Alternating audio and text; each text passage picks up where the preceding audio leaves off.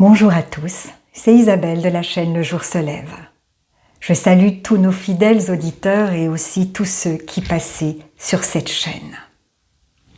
Père, je te demande de les bénir, de les attirer à toi et de te faire connaître à eux, particulièrement ceux qui ne te connaissent pas ou qui te connaissent défigurés par la religion, par la philosophie, les opinions du monde. Montre-leur, Seigneur, combien tu les aimes et qui tu es. Jésus, tu es venu sur la terre pour manifester cet amour du Père. Par ta compassion pour les pécheurs, en guérissant tous les malades, par ta parole et tes enseignements puissants et libérateurs, jusqu'à ton sacrifice sur la croix, où tu as pris sur toi toutes nos maladies, toutes nos infirmités, pour nous guérir, où tu as offert ton sang pour nous sauver, nous libérer de la loi du péché et de la mort, pour nous faire vivre par la loi de ton esprit de vie. Et en nous réconciliant ainsi avec le Père, tu nous as permis, Seigneur Jésus, de nous approcher tout près de lui, du trône de sa grâce. Nous pouvons maintenant communier avec lui parler, l'écouter. Aussi, Père, je te rends grâce de te révéler à tous ceux qui passent sur cette chaîne et qui ne te connaissent pas, comme tu l'as fait pour moi, comme tu l'as fait pour tous mes frères et sœurs en Christ, afin que tu puisses eux aussi les accueillir dans cette grande famille du ciel, la grande famille du royaume, où tes bénédictions sont nombreuses. Amen. Aujourd'hui, le Seigneur m'a mis à cœur de m'adresser à ceux qui sont dans l'inquiétude. L'inquiétude est un symptôme qui ronge les gens du monde, mais aussi beaucoup de chrétiens. Et ça ne devrait pas être le cas. S'inquiéter peut être une réaction émotionnelle normale à une circonstance, à un événement difficile, à une épreuve. Mais pour nous, croyants, ça doit être une réaction primaire. Sinon, nous allons nous installer dans le doute. Satan, lui, cherchera toujours à nous impressionner par ce que nous voyons ou ressentons. Pour faire quoi? Pour nous faire douter. Car même si l'on a marché pleinement dans la foi, il est très facile de commencer à douter. On a un bel exemple avec Pierre, qui en entendant Jésus l'appeler, a pu marcher sur l'eau, une eau en furie, mais dès qu'il a commencé de douter, il s'est enfoncé. Alors Jésus l'a relevé aussitôt, mais il lui a fait ce reproche: « Homme de peu de foi, pourquoi as-tu douté ?» Alors, il est très important de ne pas laisser le doute s'installer dans notre cœur pour ne pas se priver des bénédictions du Seigneur. Il connaît bien, notre Seigneur, les combats que nous avons et que nous aurons à mener dans ce domaine, sur cette terre. C'est pourquoi il nous parle beaucoup à travers sa parole à ce sujet. Aussi, je vous propose, par cette petite exhortation, que nous l'entendions nous parler pour que notre foi puisse être fortifiée chaque fois que nous commençons de nous inquiéter. Parce que, vous le savez, la foi vient de ce qu'on entend, et ce qu'on entend vient de la parole de Christ. Alors le Seigneur nous dit « Ne crains rien, car je suis avec toi.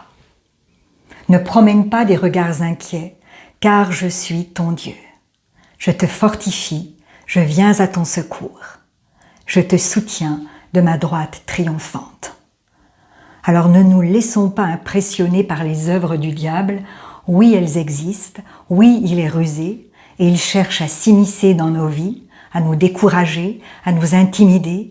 Mais souvenons-nous que le Fils de Dieu a été manifesté afin de détruire les œuvres du diable. Et il les a détruites Le défilé de la victoire a eu lieu.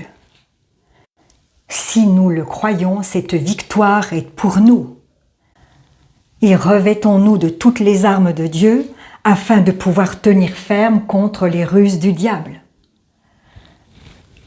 Ceignons nos reins de la ceinture de la vérité, enfilons la cuirasse de la justice, chaussons nos pieds du zèle que donne l'évangile de la paix, mettons sur notre tête le casque du salut, prenons le bouclier de la foi pour éteindre tous les traits enflammés du malin, et l'épée de l'esprit qui est la parole de Dieu. Et quand nous entendons de mauvaises nouvelles, quand nous nous sentons accablés ou coupables, n'écoutons pas les accusations de l'ennemi. Qui accusera les élus de Dieu? Le Seigneur nous dit que ton cœur ne se trouble pas, crois en Dieu et crois en moi. Il est au contrôle. Et si nous avons péché, si nous sommes dans l'erreur, nous nous repentons. C'est tout ce que le Seigneur attend. Il ne nous rejette pas, il nous purifie. Si nous confessons nos péchés, il est fidèle et juste pour nous les pardonner et pour nous purifier de toute iniquité. Et alors le Seigneur agit.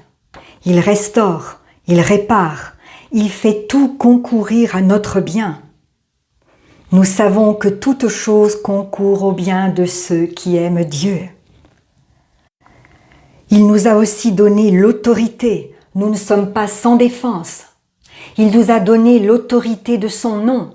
Son nom, le nom de Jésus qui est au-dessus de tout nom. À son nom, tout genou doit fléchir, dans les cieux, sur la terre et sous la terre. Il nous a donné le pouvoir de marcher sur les serpents et les scorpions et sur toute la puissance de l'ennemi, et rien ne pourra nous nuire. Alors marchons sur nos émotions, marchons sur nos soucis, comme si nous marchions sur le lion et sur l'aspic, comme si nous foulions le lionceau et le dragon. Dieu ne nous abandonne pas. Il envoie ses anges pour nous assister dans toutes nos voies. Il leur ordonne de nous garder.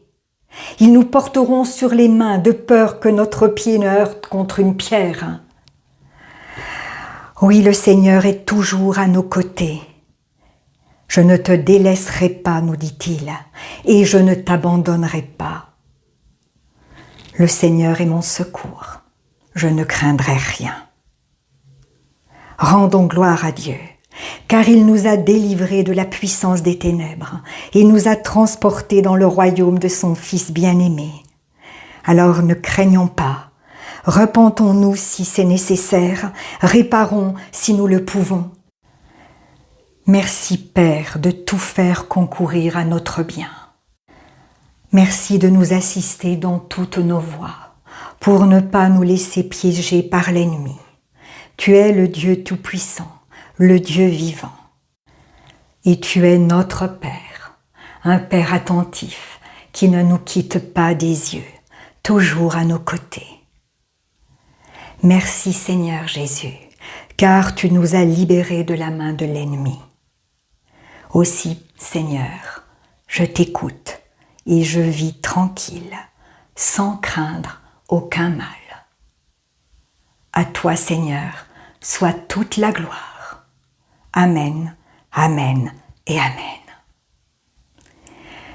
Toutes les paroles sur lesquelles je me suis appuyée, que j'ai utilisées dans cette exhortation, vous les trouverez dans la description. Je vous invite à prendre le temps de vous mettre à part quand vous êtes dans les émotions, à semer la parole dans votre cœur, puis à la méditer, jusqu'à ce que la paix qui est déjà en votre esprit puisse de nouveau prendre vie dans votre âme.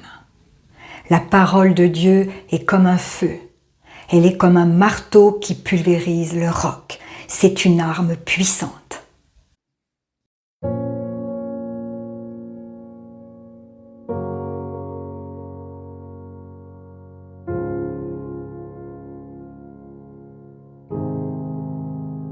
Si la parole de Dieu touche votre cœur, ne l'endurcissez pas. c'est Jésus qui se manifeste. Il vous dit, voici, je me tiens à la porte et je frappe. Si quelqu'un entend ma voix et ouvre la porte, j'entrerai chez lui. Je souperai avec lui et lui avec moi. Alors, si vous n'avez pas encore fait de Jésus votre Sauveur et votre Seigneur personnel, vous pouvez maintenant le faire. Déclarez à haute voix et d'un cœur sincère: Père, je te remercie parce que tu as envoyé Jésus-Christ mourir sur la croix pour mes péchés et tu l'as ressuscité des morts. Je désire du plus profond de mon cœur recevoir ton pardon et être racheté par le sang de Jésus. Jésus, je t'accueille maintenant comme mon Sauveur et mon Seigneur. Je renonce désormais au péché et je veux te suivre tous les jours de ma vie. Au nom de Jésus. Amen. Si vous avez fait cette prière, dites-le nous simplement dans les commentaires.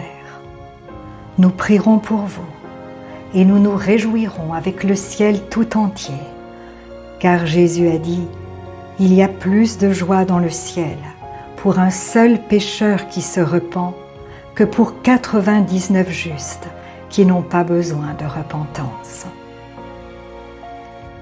Puis continuez de vous fortifier et de vous purifier par la parole de Dieu. La foi vient, mais elle ne vient que d'une seule source, de ce que l'on entend de la parole de Christ. Demandez au Saint-Esprit de vous guider et de vous éclairer. Il vous conduira dans toute la vérité. Il vous équipera pour toutes les circonstances de votre vie. Vous verrez que peu à peu, il vous révélera ce que ne peuvent comprendre ceux qui ne s'attachent pas à la parole. Car l'homme naturel n'accepte pas ce qui vient de l'Esprit de Dieu. C'est une folie pour lui et il est incapable de le comprendre parce que c'est spirituellement qu'on en juge. Et ne restez pas seul. Trouvez une assemblée qui se nourrit de la parole et y est fidèle. Et s'il n'y en a pas autour de vous, demandez au Saint-Esprit de vous faire rencontrer des frères et sœurs qui, comme vous, ont le désir de connaître Jésus plus profondément, de l'aimer et de le servir tel que lui le désire. Et soyez vigilants dans les enseignements que vous recevez, car Jésus nous a avertis. Plusieurs faux prophètes s'élèveront et ils séduiront beaucoup de gens. Et en toute chose, faites une confiance absolue au Seigneur et vous serez richement bénis.